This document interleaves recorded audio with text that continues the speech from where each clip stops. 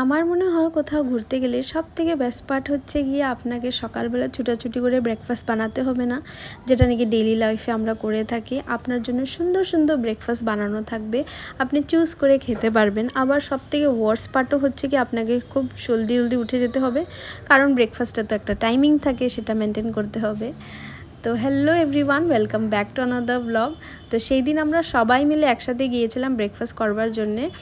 আমরা সাধারণত যে কয়দিন ঘুরতে গিয়েছিলাম আমরা একসাথে ব্রেকফাস্ট করতে যেতে পারিনি, কারণ তোষু কোনো সময় ঘুমিয়ে থাকে, ওর সাথে কেউ থাকতে হবে।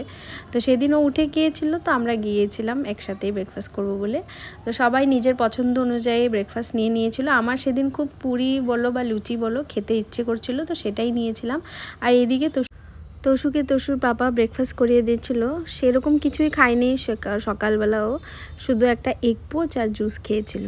তারপর আমরা বেরিয়ে গেলাম একটুখানি ইন্ডিয়ান মিউজিয়াম দেখব বলে, সেটা আমাদের হোটেলের সামনেই ছিল। কিন্তু বিশ্বাস করতে পারছিলাম না, রাস্তায় এত রোদ ছিল, কোথা থেকে যে বৃষ্টি এসে গেল ভাবনার বাইরে। তো ফার্স্টে তো আমরা টিকিটস করে নিলাম। তো এন্ট্রেন্সে ভিডিও করা আমার হয়নি, কারণ আমি টিকিটস করার সময় মোবাইলটা ব্যাগেই রেখে দিয়েছিলাম। তো ভিতরে ঢুকবার পরে হঠাৎ মনে হলো আরে আমি তো ভিডিও করছিলাম, সেটা কন্টিনিউ করতে হবে।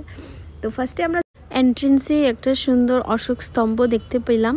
তারপর সেখান থেকে বেরিয়ে গ্যালারিটাতে, এখানে সুন্দর করে সব কিছু প্রিজার্ভ করে রাখা ছিল। একটা একটা জিনিস দেখে তোষু খুব এক্সাইটেড হচ্ছিল। আর বিশেষ করে এই বার্ডসগুলো সবগুলো কিন্তু জীবন্ত না, এটা কিন্তু সত্যিকারের বার্ডসগুলো মরে যাওয়ার পরে এগুলোকে প্রিজার্ভ করে সুন্দর করে রাখা আছে। এগুলো অ্যাকচুয়াল বার্ডস, এমন না যে ভিতরে অন্য কিছু বা বাইরে ওদের স্ট্রাকচার, না, এগুলো কিন্তু সত্যিকারের বার্ড। এগুলোকে প্রিজার্ভ করে এখানে রাখা হয়েছে। দেখে তো আমি এত সুন্দর লাগছিল একদম। যদি জীবন্ত হতো তাহলে এটা হয়ে যেত একটা জু। যেহেতু এগুলো জীবন্ত নয়, সেজন্য এগুলোকে জুলজির গ্যালারিতে রাখা হয়েছে। সবগুলোই কিন্তু কোনো না কোনো এক সময় জীবন্ত ছিল, লাইফ ছিল এগুলার। কিন্তু এখন এগুলোতে কোনো লাইফ নেই, কিন্তু দেখতে এত সুন্দর লাগছিল, ভালো লাগছিল।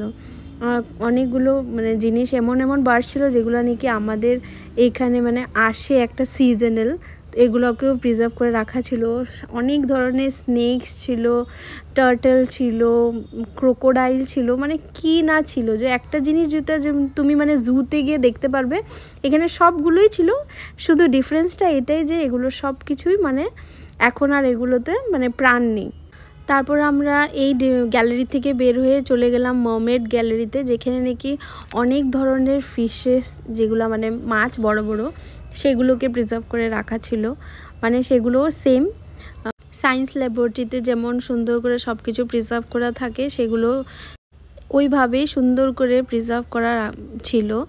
তো এখানে অনেক ধরনের ভ্যারাইটি ছিল ফিশেসের, যেগুলোর নিচে সুন্দর করে লেখাও ছিল। তো তোষুকে সব কিছু সুন্দর করে বুঝিয়ে দিচ্ছিলাম, ও তো দেখে খুব এক্সাইটেড হচ্ছিল।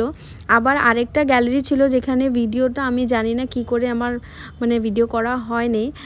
আমাদের যেসব শাড়ির কালেকশন থাকে, যত ধরনের হ্যান্ডলুম শাড়ি আছে, হতে পারে বানারসি শাড়ি, কোটা শাড়ি, প্রত্যেকটা স্টেটের তো একটা একটা বিশেষত্ব থাকে শাড়ির, সেগুলো সুন্দর করে সেখানে প্রিজার্ভ করা ছিল।